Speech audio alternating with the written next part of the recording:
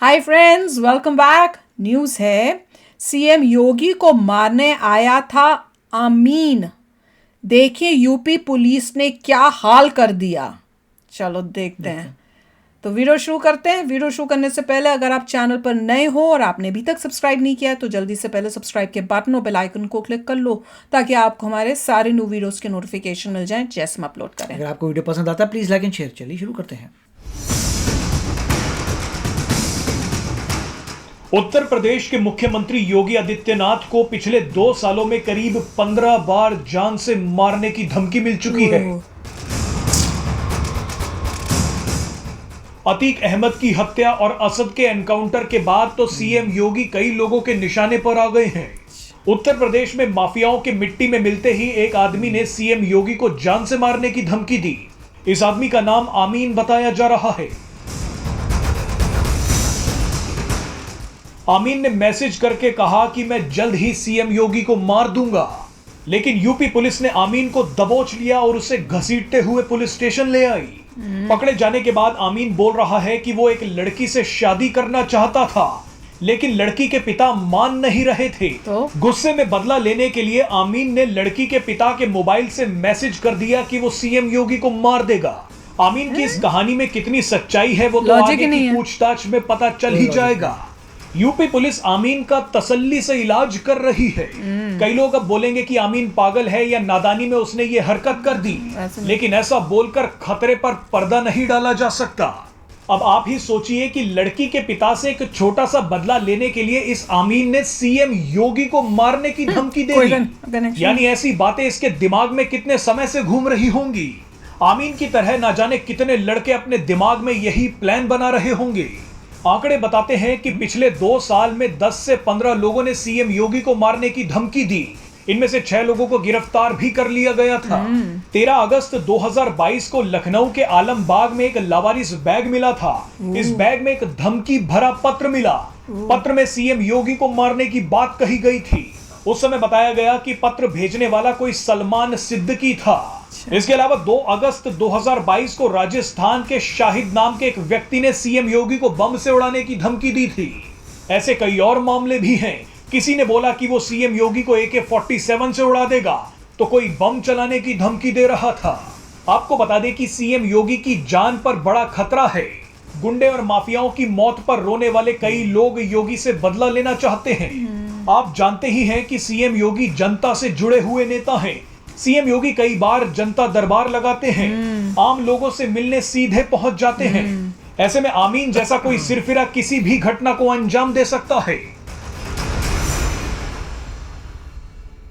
बड़ी दुख की बात है कि इतनी हिम्मत पड़ती है। और देखो था क्या, लड़का सा था। मैं वही देख रही थी, लड़का सा था। हाँ, मैं कह रही पहले तो लड़का सा था और हिम्मत देखो कि क्या करने की धमकी दे रहा है और किसको धमकी दे रहा है। अरे तुम अपने आप को तो देखो और देखो किसको तुम धमकी दे रहे हो।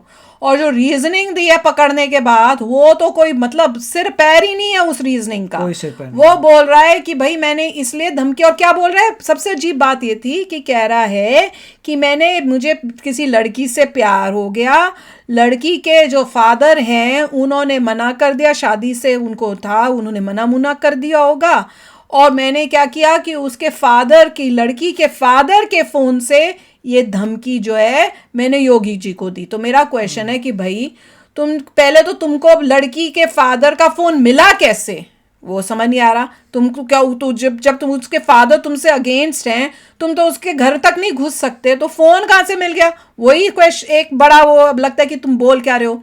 फिर दूसरा भाई अब जो अजीब बात लगी, चलो तुम्हें फोन मिल गया किसी तरह से, तुमने फिर ये कैसे सोचा कि मैं योगी जी को इस फोन से धमकी दूं, और क्यों, उससे क्या होगा? इतना कुछ वे हो सकता है। तुम्हें क्या उस लड़की के फादर से बदला लेना था, इसलिए उसको फंसाने के लिए तुम ये कर रहे हो? तो फंसाने के लिए तो इतनी चीजें, ये अजीब सी सोच कौन करता है? ये पता नहीं मैसेज कैसे भेजा, टेक्स्ट भेजा था कि बोल के भेजा है, पता नहीं टेक्स्ट भेजा। योगी जी का फोन नंबर कहाँ से मिला और कहाँ भेजा? ये ऐसी थोड़ी को हो जाता है कि मैंने फोन किसी का लिया और एकदम से टेक्स्ट कर दिया। अरे अगर योगी जी को कुछ भेजना है तो पहले तो कांटेक्ट पता होना चाहिए, पता नहीं कहाँ से ढूंढोगे, वो तो हमें भी नहीं पता, फिर उसको भेजोगे, पता नहीं वो ठीक कांटेक्ट है कि नहीं है, तो मुझे तो समझ ही नहीं आई क्या। ये तो पूरा सोचा समझा कुछ था और सब ये फालतू जो है अब ये बहाने बना रहा है क्योंकि पकड़ा गया। मैसेज कैसे भेजा, कहाँ भेजा, क्लियर नहीं है कि टेक्स्ट मैसेज भेजा कि फ़ोन कॉल की तो वहाँ पे किसने उठाया, इसने क्या बोला, आवाज़ से पहचान ही लेंगे कि यंग बंदा बोल रहा है वर्सेस उसके फादर जो ओल्ड हो गए। तो आई डोंट अंडरस्टैंड कि क्या चल रहा है। मगर ये सही कह रहे थे भाई साहब कि उसके दिमाग में क्या चल रहा था ये देख के लोगों को क्वेश्चन मार्क लग रहा है कि तेरे दिमाग में आ रहा है सीएम योगी को धमकी देना, और कोई काम नहीं है तेरे को भाई। नहीं, तुझे उसके फादर से प्रॉब्लम है, उसमें योगी जी कहाँ से बीच में घुस गए। करेक्ट, और इसीलिए कह रहे कि कई ऐसे नौजवान ये कह रहे हैं मतलब जो माफिया में थे, अब माफिया खत्म हो गया तब वो बदला लेने की सोच रहे हैं। बेसिकली ये सब वहीं से आ रहे हैं, जहाँ जहाँ माफिया मिट्टी में मिल रहा है तो वहाँ से मिट्टी मिलने के बाद जो भी बाहर आने की कोशिश कर रहा है वो बदले के चक्कर में कर रहा है। मगर उनको ये पता नहीं है कि योगी जी बहुत ही पावरफुल हैं और योगी जी के साथ पूरी जनता है। बिल्कुल, वो दोबारा जीतेंगे योगी जी, क्योंकि जनता कहेगी बहुत अच्छी बात है कि तुमने सारे माफिया को ख़त्म कर दिया, क्लीन कर लिया। यूपी कहाँ से मतलब स्टेट माना जाता था, पिछड़ा हुआ कितनी आगे जा रहा है। नोएडा देख लो आप, आपको लगेगा वाओ, और वहाँ पे बहुत बड़ा एयरपोर्ट आने हुआ है दिल्ली के पास। अरे हाँ, वो तो अल्टीमेटली जब ये पता लगेगा कि सारी फ्लाइट्स जो हैं उस एयरपोर्ट में आ रही हैं और दिल्ली वाले में नहीं आ रही, तो तहलका मच जाएगा। और हो भी वही रहा है, कंपटीशन ज़बरदस्त। आपको जब नज़र ही आता है नोएडा इतना आगे बढ़ रहा है, देन एनी टाइम आप यही बोलेंगे अरे वाह। और योगी जी अपने जो है मेट्रो भी लेके आ रहे हैं सिटीज़ में, ट्रेन कनेक्टिविटी इंक्रीज़ कर रहे हैं, हाईवेज़ भी लेके आ रहे हैं, इंफ्रास्ट्रक्चर भी आ रहे हैं। हमने देखा था कि आर्म्स एम्यूनिशन की मेरे ख्याल से रशियन फैक्ट्रीज वगैरह भी या जर्मन फैक्ट्रीज भी खुल रही थी। फिल्म सिटी भी तो बना रहे हैं, फिल्म सिटी आ रही है, इतना कुछ और प्रॉपर्टी की प्राइसेस ऊपर जा रही हैं। और जहाँ पे क्राइम ही नहीं होगा तो प्रॉब्लम सॉल्व नहीं। जैसे हमने पहले भी कुछ कहा था कि एक बंदा पर्स लेके ज़मीन में फेंक दे, अगले दिन पर्स वहीं पड़ा होगा। और मैंने उसको और आगे बोला था, मैंने कहा अभी वो होगा, उसके बाद और कुछ सालों में वो बेचारा एड्रेस ढूंढ के वापस देने आएगा कि भाई साहब आपका पर्स गिर गया था, मैं चोर हूँ पर मुझे योगी जी ने ठीक कर दिया, ये आपका पर्स आप प्लीज रख लो, उससे पहले कि मैं फंसूं। बहुत फर्क पड़ता है अगर आप किसी राज्य में जाएं और को पता हो कि चोरी तो यहाँ हो ही नहीं सकती। होता है, तुम दरवाजा बंद करने की जरूरत नहीं है, चोरी बिल्कुल नहीं होगी, आप कुछ भी कर लो। देखो यूएसए में ऐसे होता है कि आपकी अगर चीज पड़ी होती है, लोग जो हैं वो वापस देते हैं। मैं बताती हूँ, मेरा कई बारी मैं मॉल जाती हूँ और मैं यहाँ की बात नहीं, कोई कोलोराडो की बात करी हूँ, यहाँ की भी बताऊंगी। यहाँ पे एक बार कोलोराडो की बताती हूँ, मैं फिटिंग रूम में गई, मेसीज जो स्टोर है वहां पे, मैंने फोन रख दिया, कपड़े वपड़े ट्राई किए, बैग उठाया, आ गई, फोन भूल गई। वो कितनी देर बाद याद आया, वो मेरा फोन का है, भागी गई। अब इतनी तब तक तो पता नहीं कितने लोग फिटिंग रूम उसको ट्राई कर चुके होंगे, वहां फोन नहीं था। मैंने कहा ये तो गुम गया, अब तो वापस ही नहीं मिलना फोन, उसमें ना कोई लॉक है ना कुछ है।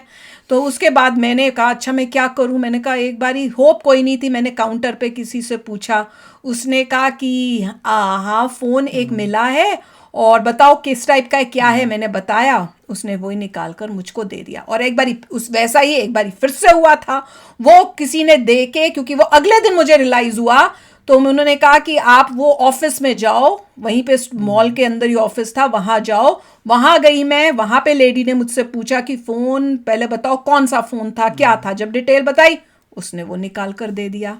तो ऐसा होता है, हमने भी कई बार ऐसे किया कि लाइब्रेरी में बैठे थे, किसी का पर्स और चाबियां पड़ी थी, मेरे साथ हुआ, मैं सीट पे बैठी, यहाँ देखा पर्स और चाबी पड़ा था एक बार। हाँ, तो उसी टाइम उठा के जो काउंटर पे लाइब्रेरियन होती है उसको जाके दिया कि कोई आएगा तो उसको रिटर्न कर देना। तो वही होता है ना, वैसा माहौल होना चाहिए कि आपकी चीज गुम जाए तो आपको पता चल जाए। ऋषि किसी टेस्ट के लिए कोई दूसरे स्कूल में गया, वो ये यहाँ की बात है टेक्सास की, वो कोई टेस्ट देने के लिए दूसरे स्कूल में गया, कैलकुलेटर इतना महंगा लेके गया हुआ था, बहुत महंगा कैलकुलेटर था, वो वहीं पे छोड़ के आ गया। वो घर तक पहुंच गए, उसको याद नहीं, अगले दिन उसको क्लास के लिए कैलकुलेटर चाहिए था, तब इसको याद आया कि मेरा कैलकुलेटर कहाँ है। उसे लगे घर छोड़ दिया है, घर नहीं था, फिर रियलाइज हुआ कि अगले पिछले दिन तू टेस्ट देने गया था भाई, कहीं वहीं तो नहीं छोड़ के आ गया। वहां स्कूल में फोन किया उनके, वो कहें कि भैया यहाँ तो कोई कैलकुलेटर ही नहीं है। अच्छा हम पता करते हैं, उस टीचर से पता करते हैं, फलाना करते हैं। हमने कहा भैया ये तो अब गया। हमें पैसों का नहीं था कि महंगा कैलकुलेटर, मेन था उसमें ऋषि ने बहुत चीजें स्टोर की हुई थी जिसके बिना उसको, हाँ उसके बिना उसको आगे बहुत प्रॉब्लम होनी थी।